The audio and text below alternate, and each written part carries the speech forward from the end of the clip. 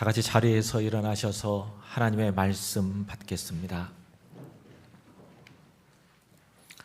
오늘 우리에게 주시는 하나님의 말씀입니다. 요셉이 그의 아버지의 가족과 함께 애굽에 거주하여 110세를 살며 에브라임의 자손 3대를 보았으며 므낫세의 아들 마길의 아들들도 요셉의 슬하에서 양육되었더라. 요셉이 그의 형제들에게 이르되 나는 죽을 것이나 하나님이 당신들을 돌보시고 당신들을 이 땅에서 인도하여 내사 아브라함과 이삭과 야곱에게 맹세하신 땅에 이르게 하시리라 하고, 요셉이 또 이스라엘 자손에게 맹세시켜 이르기를 하나님이 반드시 당신들을 돌보시리니 당신들은 여기서 내 해골을 메고 올라가겠다 하라 하였더라. 요셉이 110세의 죽음에 그들이 그의 몸에 향 재료를 넣고 애굽에서 입관하였더라. 아멘.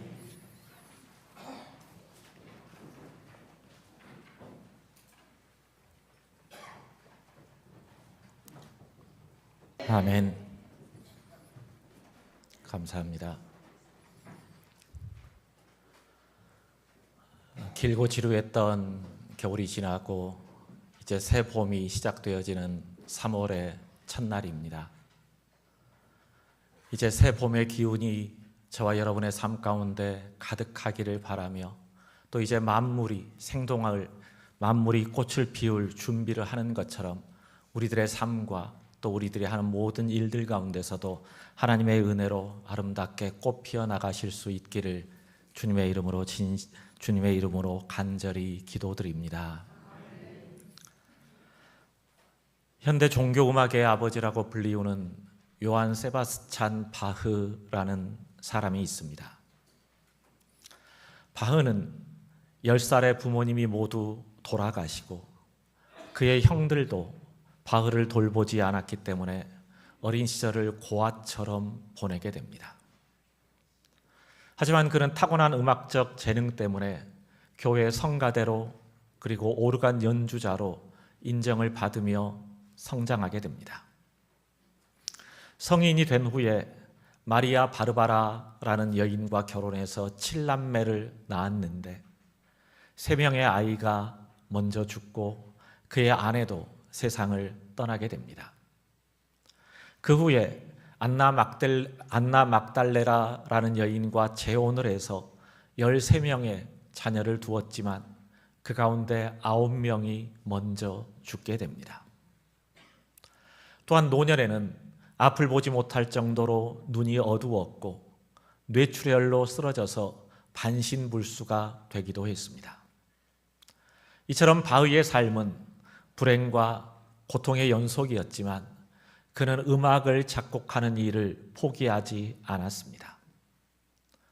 하나님께서 나에게 이 음악적인 재능을 주셨기 때문에 내가 만든 모든 음악은 오직 하나님의 영광을 위해서만 사용되어져야 한다라는 신념으로 계속해서 음악을 만들었습니다. 그리고 자신이 만든 모든 곡들의 맨 마지막에는 항상 오직 하나님의 영광만을 위하여라고 적었다고 합니다. 사실 바흐는 자신과 동갑이었던 핸델이나 아니면 자기보다 3살 어렸던 비발디처럼 대중적인 명성과 인기를 얻지는 못했습니다. 왜냐하면 바흐는 사람들을 열광시키는 오페라나 또 청각을 자극하는 그런 음악이 아닌 교회 음악만을 만들었기 때문입니다. 그러다 보니까 항상 가난했고 생활고에 시달려야 했습니다. 그런 면에서 보면 바흐는 성공적이지 않았고 행복하지 못한 삶을 살았습니다. 하지만 바흐는 예수는 우리의 기쁨이라는 곡에서 이렇게 고백을 합니다. 참 기쁨과 지혜의 왕, 빛의 근원이시며 우리의 참된 소망이 되시는 예수 그리스도. 이 가사가 어쩌면 바흐의 삶을 지탱하는 가장 큰 힘이고 능력이지 않았을까라는 생각을 해봅니다. 참 기쁨과 지혜의 왕이 되시며 우리의 참된 삶의, 우리의 참된 소망의 주인이 되시는 주님, 나는 그분만을 보면서 살아가겠다. 이것이 바위의 삶을 지탱하는 힘이었습니다. 로마서 15장 2절을 보면 이런 말씀이 나옵니다. 또 이사야가 이르되 이새의 뿌리 곧 열방을 다스리기 위하여 일어나시는 이가 있으리니 열방이 그에게 소망을 두리라 하였느니라 라고 합니다. 여기 나오는 이새의 뿌리는 다윗의 후손으로 이 땅에 오실 예수 그리스도를 가리킵니다. 즉 우리는 다윗의 후손으로 이 땅에 오시는 예수 그리스도, 그분에게만 우리의 소망을 두고 살아야 된다라는 겁니다. 왜냐하면 그 이유를 13절에서 이렇게 말씀합니다. 소망의 하나님이 모든 기쁨과 평강을 믿음 안에서 너희에게 충만하게 하사 성령의 능력으로 소망이 넘치게 하시기를 원하노라. 이 말씀을 보면 소망의 하나님이 이렇게 시작하는데, 이 말씀은 우리에게 소망을 주시고 그 소망을 이루어 주시는 분이 하나님이시다라는 겁니다. 대개 우리는 소망을 갖는다라고 하면 그 소망은 나에게서 생겨난다, 내 안에서부터 생겨나는 것이다, 내가 갖는 것이다 라고 생각하는데 그렇지 않습니다. 우리가 그리스도인으로서 갖는 소망은 하나님께서 우리들에게 주시는 것이고, 그리고 그 소망의 주인은 하나님이시기 때문에 하나님께서 우리에게 주시는 그 소망을 반드시 이루어 주신다라는 것을 이제 우리들에게 분명히 가르쳐주고 있습니다. 그렇기 때문에 우리는 어떤 경우에도 이 소망의 주인이 되시는 하나님에게만 우리의 소망을 두고 그 하나님만을 붙들고 살아가야 됩니다. 오늘 우리가 읽은 말씀은 요셉의 마지막 장면을 기록하고 있습니다. 요셉은 17살의 어린 나이에 애굽의 노예로 팔려왔다가 30살에 애굽의 총리가 됩니다. 그리고 110살에 죽게 됩니다. 결과적으로 보면 요셉은 애굽에서 93년을 살았는데 총리의 자리에서 80년을 보냈습니다. 그는 80년 동안 애굽의 총리로서 수많은 권세를 누리며 모든 것에 부족함 없는 삶을 살았다라고 해도 과언은 아닙니다. 그런 면에서 보면 그는 성공한 사람이다라고 얘기할 수 있는데, 성경은 그것을 보고 요셉의 인생을 평가하지 않습니다. 오히려 성경이 요셉의 인생에서 주목하고 있는 것은 그가 죽기 직전에 남긴 유언입니다. 오늘 우리가 읽은 본문 24절과 25절을 보면 이렇게 말합니다. 요셉이 그의 형제들에게 이르되 나는 죽을 것이나 하나님이 당신들을 돌보시고 당신들을 이 땅에서 인도하여 내사 아브라함과 이삭과 야곱에게 맹세하신 땅에 이르게 하시리라 하고, 요셉이 또 이스라엘 자손에게 맹세시켜 이르기를 하나님이 반드시 당신들을 돌보시리니 당신들은 여기서 내 해골을 메고 올라가겠다 하라 하였더라. 이 말씀을 보면 요셉의 관심이 어디에 있는가? 다른 말로 하면 요셉은 무엇을 바라고 살아왔는가라고 하는 것을 알 수 있습니다. 요셉은 죽기 직전에 이렇게 얘기합니다. 나는 죽을 겁니다. 나는 죽을 겁니다. 그런데 하나님께서는 당신들을 이 애굽에서 인도하여 내셔서 우리 조상들에게 약속하신 땅으로 반드시 데리고 가실 겁니다. 그때 내 해골을 반드시 가지고 나가서 하나님께서 우리 조상들에게 주시겠다라고 약속하신 그 땅에 묻어 주십시오, 이렇게 부탁을 합니다. 그때가 언제인지, 몇십 년이 될지 몇백 년이 될지 그때를 정확히 알지는 못합니다. 그런데 요셉에게는 한 가지 확신이 있습니다. 어떤 확신입니까? 하나님께서 내 조상 아브라함과 이삭과 야곱에게 주시겠다라고 약속하신 그 땅으로 반드시 이들을 데리고 가실 것이다. 그 땅을 그들에게 주실 것이다. 그때가 되면 나를 이 애굽에다 놔두지 말고 내 해골이라도 가지고 가서 하나님께서 약속하신 땅에다 묻어달라라고 얘기하고 있는 겁니다. 그런 면에서 보면 요셉은 애굽에 자기 인생의 소망을 두고 살지 않았습니다. 그는 총리의 자리에 올라 80년 동안 나라를 다스리면서 모든 사람이 부러워하는 성공적인 삶을 살았다, 이렇게 평가할 수 있지만 요셉은 그걸로 만족하지 않았고 오히려 하나님께서 주신 그 약속의 땅에 묻히기를 원하고 있는 겁니다. 그리고 400년 후 이스라엘 백성들은 요셉의 유언대로 행합니다. 출애굽기 13장 18절에서 19절을 보면 이스라엘 자손이 애굽 땅에서 대열을 지어 나올 때 모세가 요셉의 유고를 가졌으니 이는 요셉이 이스라엘 자손으로 단단히 맹세하게 하여 이르기를 하나님이 반드시 너희를 찾아오시리니 너희는 내 유고를 여기서 가지고 나가라 하였습니다. 이스라엘 백성들이 애굽에서 나오는 상황은 굉장히 급박했습니다. 마지막 10번째 재앙이 내리던 날 밤 바로는 모세에게 이스라엘 백성들을 데리고 즉시 여기를 떠나라고 명령합니다. 즉시 떠나라. 그래서 이스라엘 백성들은 지팡이를 잡고 허리에 띠를 띠고 신발을 신은 채 누룩을 넣지 않는 떡을 먹으면서 급하게 애굽을 떠나야 했습니다. 그런 상황에서도 그들이 요셉의 해골을 가지고 나올 수 있었던 것은 지난 400년 동안 요셉의 유언을 잊지 않고 기억했기 때문입니다. 그리고 여호수아 24장 32절을 보면 또 이스라엘 자손이 애굽에서 가져온 요셉의 뼈를 세겜에 장사하였으니 이곳은 야곱이 베크시타를 주고 세겜의 아버지 하몰의 자손에게서 산 밭이라 그것이 요셉 자손의 기업이 되었더라라고 증언합니다. 이스라엘 백성들이 가나안 땅 정복을 마치고 그리고 그 땅을 12지파에게 분배하고 난 이후에 이제 요셉의 해골을 그 땅에 묻게 됩니다. 그래서 요셉 이야기의 마지막 결론은 하나님을 잘 믿으니까, 신앙생활을 잘 하니까 요셉이 애굽의 총리가 되어서 성공한 삶을 살았다, 모든 사람이 부러워하는 삶을 살았다라고 하는 게 아닙니다. 요셉의 이야기의 결론은 뭐냐고 하면 그의 유골이 하나님께서 그들에게 약속하신 가나안으로 돌아갔다라는 겁니다.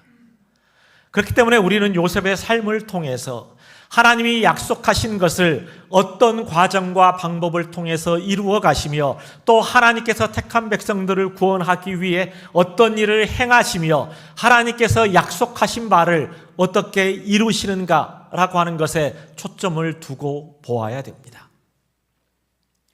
성경에서 이런 요셉과 가장 닮은 사람이 바로 느헤미야입니다. 기원전 586년 유다가 바벨론에 의해 멸망당하고 수많은 사람들이 포로로 끌려가 바벨론에서 70년을 살게 됩니다. 느헤미야는 예루살렘에서 태어난 사람이 아니라 바벨론의 포로로 끌려갔던 그의 그의 조상들에 의해서 태어나게 됩니다. 그러니까 요즘으로 말하면 이민 3세대 정도 되는 사람이 느헤미야입니다. 그리고 느헤미야는 바벨론 포로 생활이 끝난 이후에도 예루살렘으로 돌아가지 않고 그곳에 남아서 페르시아 왕궁에서 술 맡은 관원장이라고 하는 자리까지 올라간 성공한 사람입니다. 그런 느헤미야가 어느 날 자신의 형제였던 하나냐로부터 예루살렘의 성벽은 무너졌고 성문은 불에 탔으며 그곳에 거주하고 있는 백성들은 말로 닿을 수 없는 환난과 고통을 당하고 있다라는 소식을 듣게 됩니다. 이 얘기를 듣고 느헤미야는 금식하면서 기도하다가 아닥사스다 왕의 허락을 받아 예루살렘 총독으로 부임을 하게 됩니다.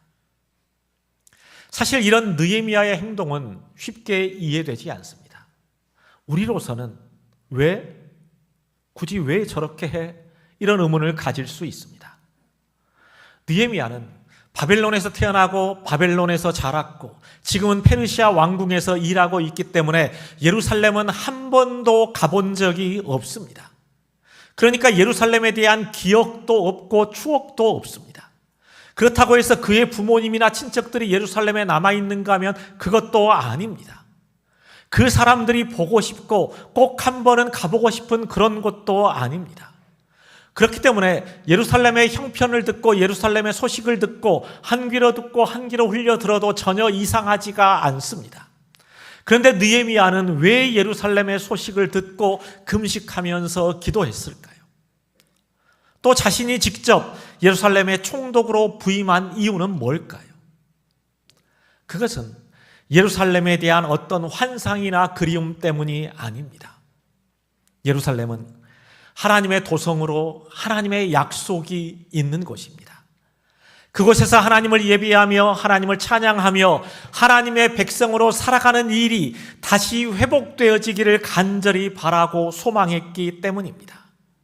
다른 말로 하면 하나님의 약속이 있는 이 예루살렘에서 하나님의 통치와 다스림을 받는 하나님의 백성들이 이제 영광스러운 그 날을 회복하기를 바라는 간절한 소망이 있었기 때문에 느헤미야는 굳이 예루살렘의 총독으로 부임할 수 있었던 겁니다. 여러분, 오늘 우리에게 필요한 것이 바로 요셉과 느헤미야가 가졌던 간절한 기대와 소망입니다. 오늘 우리는 우리에게 주어진 삶을 하루하루 성실하게 열심을 다해서 최선을 다해 살아가야 됩니다. 하지만 우리의 궁극적인 목적은 이 땅이 아니기 때문에 열심히 살아가시되 성실하게 살아가시되 너무 집착하지는 마십시오. 집착하지는 마십시오. 내려놓아야 할 것을 내려놓지 못하고 없어도 되는 것들을 붙들고 그게 없으면 우리 인생이 금방이라도 망할 것처럼 조바심 내면서 살아가지 마십시오. 요셉은 총리에 오른 이후 죽기 전까지 남부럽지 않는 삶을 살았지만 그의 마음은 어디에 있었습니까? 그 총리 자리에 있지 않고 애굽에 있지 않고 하나님의 약속이 있는 땅, 하나님이 다스리시는 그 나라를 소망으로 품고 살았습니다. 그래서 믿음의 사람들에 관해서 기록하고 있는 히브리서 11장 22절을 보면 요셉에 관해서 딱 한 줄 이렇게 기억합니다. 믿음으로 요셉은 임종시에 이스라엘 자손들이 떠날 것을 말하고 또 자기 뼈를 위하여 명하였으며, 성경은 요셉에 대해서 증언할 때 믿음의 사람으로서 요셉이 어떤 삶을 살았느냐라고 하는 것을 증언할 때 요셉이 애굽의 총리에 올라서 이렇게 이름을 떨치고 이런 놀라운 일을 했다더라라고 하는 것은 단 한마디도 언급하지 않습니다. 요셉은 믿음으로 이스라엘 백성들이 언젠가 이곳을 떠날 때가 올 것이며 그때 내 유고를 가지고 가라, 이 말을 했다라고 기록하고 있는 겁니다. 그러니까 여러분, 뭐가 중요한디 이걸 생각하셔야 됩니다. 뭐가 중요한디, 정말 우리 인생에서 뭐가 중요한가라고 하는 것을 우리는 분명히 해야 됩니다. 요한복음 1장 12절을 보면 영접하는 자, 곧 그 이름을 믿는 자들에게는 하나님의 자녀가 되는 권세를 주셨으니 라고 말합니다. 이 말은 구원받은 우리에게 주시는 하나님의 선물인데 그게 뭡니까? 하나님의 자녀가 되는 권세를 주신 겁니다. 하나님의 자녀가 되는 권세.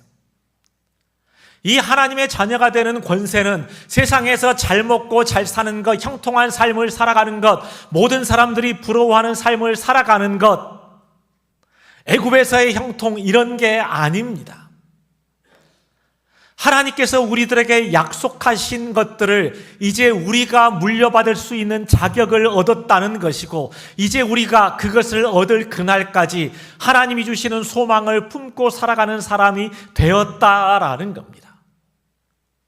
되게 우리는 내가 하나님의 자녀가 됐으니까 하나님께서 내 인생 책임져 주실 거야. 부족한 거 없게 해주실 거야. 모자란 거 없게 해주실 거야. 내가 기도하는 것마다 다 들어주실 거야. 아프면 낫게 해주고 내 자식들 잘 되게 해주고 성공하게 해주실 거야. 이렇게 생각하는데 하나님이 우리에게 주시고자 하는 성공이나 형통은 그런 게 아니다라는 겁니다.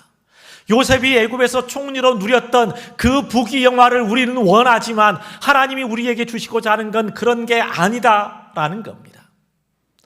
이 땅에서 누리는 게 아니라 우리가 하나님의 자녀가 되어서 하나님이 가진 모든 것들을 우리가 유산으로 물려받을 수 있는 자격을 가진 사람이 되었다. 그것이 하나님이 우리 인생에 이루시고자 하는 궁극적인 목적이며 이제 그것을 우리에게 소망으로 주셨기 때문에 이 땅에다 소망을 두지 말고 하나님에게만 소망을 두고 살아가라. 이것을 하나님은 우리들에게 요셉을 통해서 말하고 있는 겁니다. 여러분, 우리가 진정으로 하나님의 나라를 소망하고 살아간다면, 그리고 정말로 그 나라에 대한 기대와 소망이 우리 안에 있다면, 우리가 이 땅을 살아가면서 해야 될 일은 뭐냐고 하면 그곳으로 옮겨갈 준비를 하는 겁니다. 이 땅에서 그 준비를 하며 살아가는 거예요. 그래서 누군가를 미워하고 싶어도 미워할 수 없고, 하나님과 사람 앞에서 교만하게 살아갈 수가 없고, 또 하나님께서 나에게 주신 것들을 내 것이다라고 자랑할 수가 없습니다. 장차 우리는 하나님이 주시고자 하는 그 유업을, 그 유산을 물려받을 사람이기 때문에 이 세상의 것들을 쫓아서 살아갈 수도 없고, 또 이 땅을 살아가면서 돈에 집착하지 않고 또 대충대충 불성실하게 살아갈 수가 없는 겁니다. 왜요? 우리는 하나님의 나라를 기대하고 소망하며 살아가기 때문에, 그 땅으로 옮겨갈 준비를 하며 살아가는 사람이기 때문에 그런 겁니다. 새의 눈으로 본다라는 말이 있습니다. 새의 눈으로 본다. 이 말은 모든 것을 새처럼 높은 곳에서 내려다본다라는 말입니다. 우리가 비행기를 타고 하늘로 올라가면 아무리 높은 산도, 아무리 큰 빌딩도 다 그냥 손톱만큼 작아 보입니다. 하나님 나라는 높은 곳입니다. 그렇기 때문에 우리가 높은 곳에 올라 이제 아래를 내려다보면 집이 크네, 작네, 돈이 많네, 적네, 힘이 있네, 없네, 건강하네, 못하네, 많이 배웠네, 못 배웠네, 이런 게 의미가 없어요. 높은 곳에 올라가서 내려다보면, 우리가 하나님의 눈으로 보면 그것들은 아무 의미가 없는 겁니다. 그럼에도 불구하고 우리가 여전히 세상의 것들이 우리 인생에 참된 만족과 행복을 가져다 줄 수 있다고 믿는다면, 그리고 그것들에 집착하면서 살아간다면 우리는 아직 영원한 소망에 눈을 뜨지 못한 사람이라고 말할 수 있습니다. 베드로전서 1장 21절을 보면 이런 말씀이 나옵니다. 여러분은 그리스도로 말미암아 하나님을 믿고 있습니다. 하나님은 그리스도를 죽은 사람 가운데서 살리시고 그에게 영광을 주셨습니다. 그래서 여러분의 믿음과 소망은 하나님을 향해 있습니다. 우리의 믿음과 소망은 어디를 향하냐고 하면 하나님을 향해 있어야 됩니다. 하나님을 향해 있어요.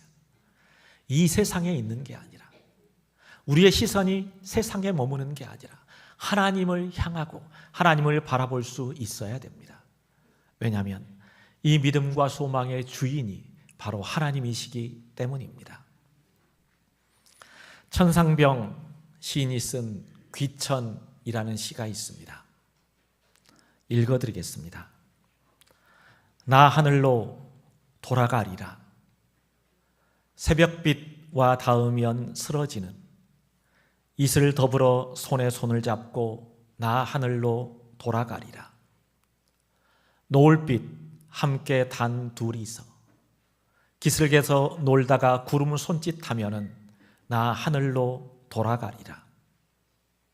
아름다운 이 세상 소풍 끝내는 날 가서 아름다웠다고 말하리라.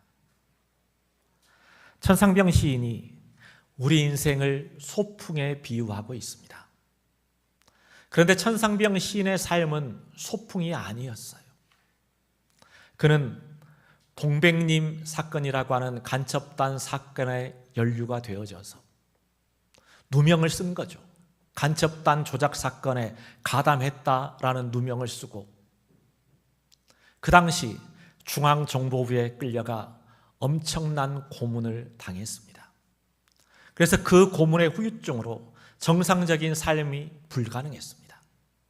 그래서 그의 삶은 늘 고통이었고 불행했습니다.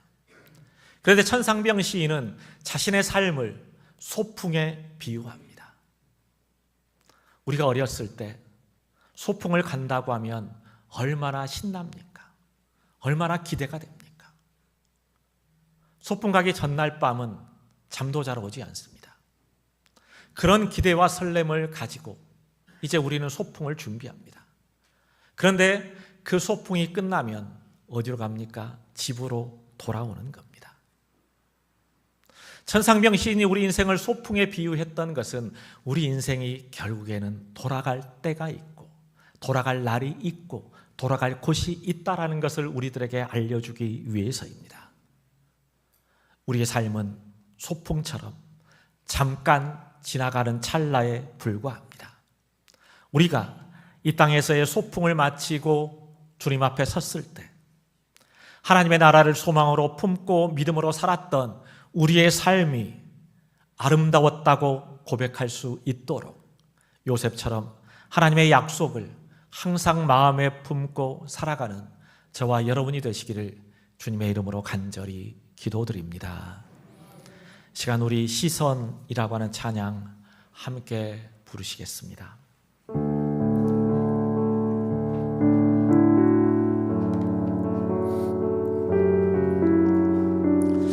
소망이라고 하는 건 무엇일까?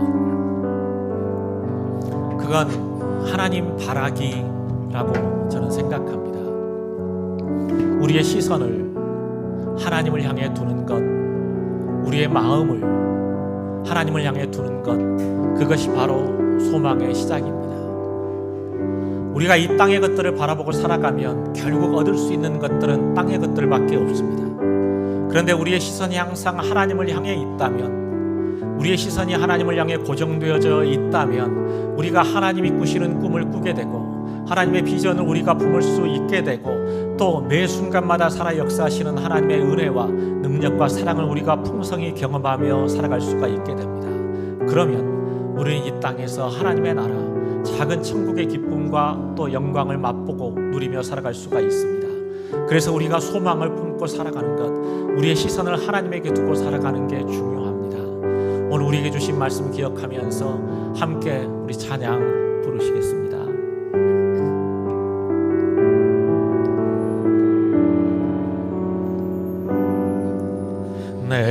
내게로부터 눈을 들어 주를 보기 시작할 때 주의 일을 보겠네. 내 작은 마음 돌이키사 하늘에 꿈꾸게 하네. 주님을 볼 때 모든 시선을 주님께 드리고 살아계신 하나님을 느낄 때 내 삶은 주의 역사가 되고 하나님이 일하기 시작하네. 내게로부터 눈을 들어 주를 보기 시작할 때 주의 일을 보겠네. 내 작은 마음 돌이키사 하늘에 꿈꾸게 하네. 주님을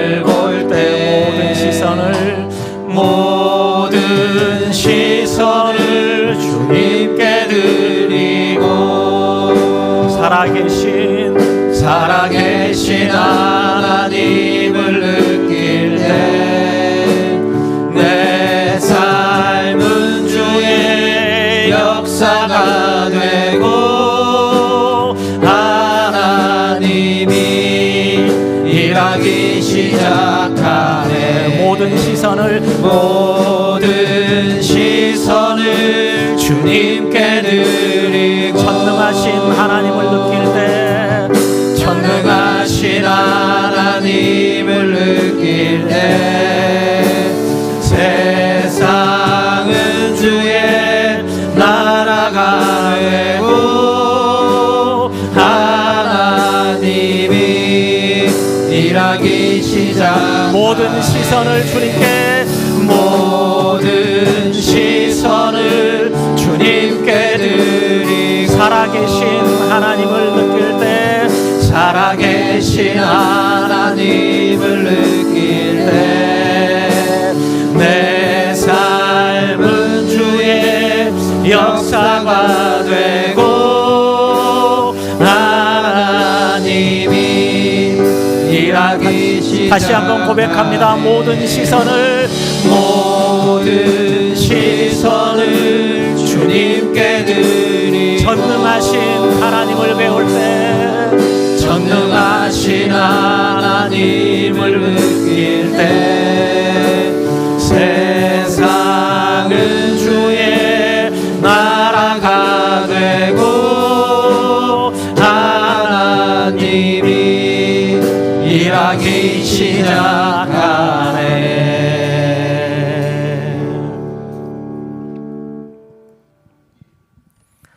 야곱의 하나님을 자기 도움으로 삼으며 여호와 하나님에게 자기의 소망을 두는 자는 복이 있도다 말씀하신 하나님 아버지, 오늘 이 시간 하나님께서 우리에게 주시는 이 말씀을 통해 다시 한번 우리가 세상의 가치관과 그 낡은 것들을 이제는 다 벗고 하나님께서 우리에게 베풀어 주시는 새로운 소망을 마음에 품을 수 있게 하여 주시옵소서. 이제 우리의 궁극적인 목표는 이 땅이 아니라 하나님께서 우리들에게 약속하신 저 가나안과 같은 곳임을 이제 우리가 알게 하여 주옵소서. 이제 우리를 하나님의 자녀로 삼아주시고 하나님께서 약속하신 모든 것들을 우리의 삶에 주시겠다라고 이제 우리에게 성경을 통해 약속해 주셨사오니 이제 우리의 삶을 통해 그 하나님의 약속이 어떻게 이루어지는가를 우리가 매 순간마다 경험하며 살아가게 하여 주시옵소서. 오직 하나님만이 우리 인생의 참된 소망이 되시며 그리고 그 소망을 이루어 주시는 분도 하나님이심을 우리가 흔들리지 않고 믿고 확신하며 살아가게 하여 주시옵고 그 하나님만을 붙들고 의지하는 삶을 살아갈 수 있도록 주님 인도하여 주시옵소서. 하나님을 믿는다고 하면서도 여전히 세상적인 가치관들을 붙들고 세상의 것들에 우리의 시선을 두고 살아가는 우리들을 책망하여 주시고 이 시간 우리를 깨닫게 하여 주셔서 이제부터는 우리의 시선이 이 땅이 아닌 세상이 아닌 하나님을 향하게 하여 주시옵고 오직 하나님만을 우리 인생의 소망으로 삼고 그 날을 향하여 한 걸음 한 걸음 쉬지 않고 앞으로 나아가는 우리 모두가 되게 하여 주시옵소서. 이제는 우리 주 예수 그리스도의 은혜와 하나님 아버지의 무한하신 사랑과 성령님의 교통하시고 감동하시는 역사가 언제나 하나님을 우리 인생의 소망으로 삼고 살아가기 원하는 우리 모두 위에 지금부터 영원토록 함께하여 주시기를 간절히 축복하며 기도드리옵나이다.